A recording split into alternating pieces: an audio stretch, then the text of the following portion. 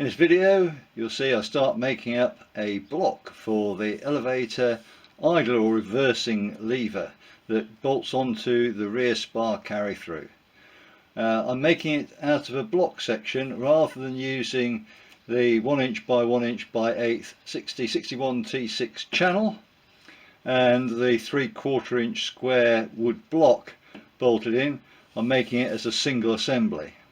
Part of the reason for that is I'd like to have a little bit more meat here for bushings to go in rather than having the lever pivot on the 1/8 aluminium, which I think would wear over time quite quickly.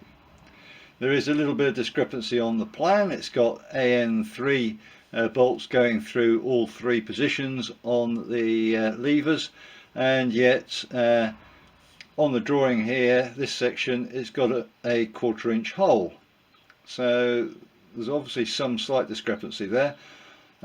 Looking at the stress and strain on the pivot bolts, I'm going to go for a 1/4 inch bolt for the pivot and 3/16 AN3 bolts for each end.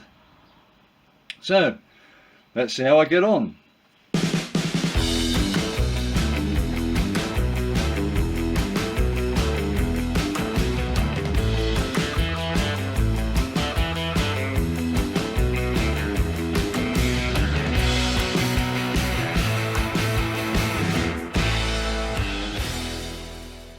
So this is what happens when you set your camera to still rather than video, but let me explain what we've got here. There's a block of 6082 T6 aircraft grade aluminium block, very similar properties to 6061 T6 with a very slightly higher tensile strength. As you can see, I've marked out the block on the engineer's blue, and I've centre punched for drilling the holes for the radiuses for the cutouts to lighten the block. So as you can see here, I've been drilling. I drilled the radiuses accurately into the corners here, and I've just drilled out some of the sections in between, so it'll make it easy for me to file out. So my next bit I'll do is I'll cut this section out with a hacksaw, 18 TPI blade in the vise. Now I'm just filing this bit square. Top tips: use chalk on the file here. That helps to stop the clogging and helps you clean the file out afterwards. Make sure you do long strokes, keeping the file nice and flat. Okay, from corner to corner.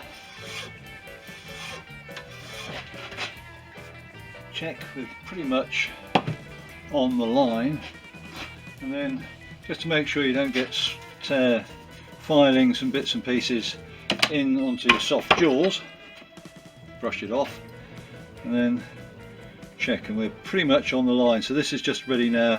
I'll do a finish file on there after I've cut into here, so I've just got to cut those down either side, and I'll file that off with a square file in the bottom there to get this lot cleared up. And just thought I'd show you the use of chalk to help stop the file from clogging. So situation so far, I've got the holes cut, I've got that drilled. I now need to mark out to drill for the two vertical holes which will go down to hold this onto the rear spar carry through, and I've already marked in here and here the distance for doing the vertical drill, but I need to find the centre line. So my method of finding the centre line, I've got odd leg dividers here. I'm just going to go into the centre, produce a mark. I can see I've got two lines which are just parallel to each other, so I can just adjust this. Try again, see how I'm doing, which looks good. I'll still mark along there. So I've got my line, centre line set up with the cross line, I can oops, quick fumble factor. I can now put my centre punch into position, one little tap, two, so now I've got that marked up. I can drill that out to the 3/16 size hole, and then I can bore out to the 1/2 inch, setting it down so that we've got the bolt height, and then I'll use an end mill, which I've got. Let me just go grab that. I'll use this end mill, but I've just got to round the corners on this end mill, because I don't want a sharp 90 degree at the bottom, so I'm just going to round the corners on the cutting faces here, so I can finish off the pockets so that the bolts will sit down nice and flat as if they were in the U channel as per the original plans. There's the two holes bored down and milled at the bottom so that they're flat for the bolt head to sit, but got a slight rounded radius so that it's not got a sharp corner and stress riser. So next I'm just going to cut along the line there, round that corner, round, put that radius in there. Okay, then lost some footage, video footage of cutting and filing the thing to the sort of final shape. As you can see, there's no engineer's blue on here anymore. I've just sanded that back with some 500 grit just to restore the surface finish, make sure there are no scratches from the scribing left on the metal. But as you can sort of see, there's the counter boring in the top, all sorted, all shaped all the way around.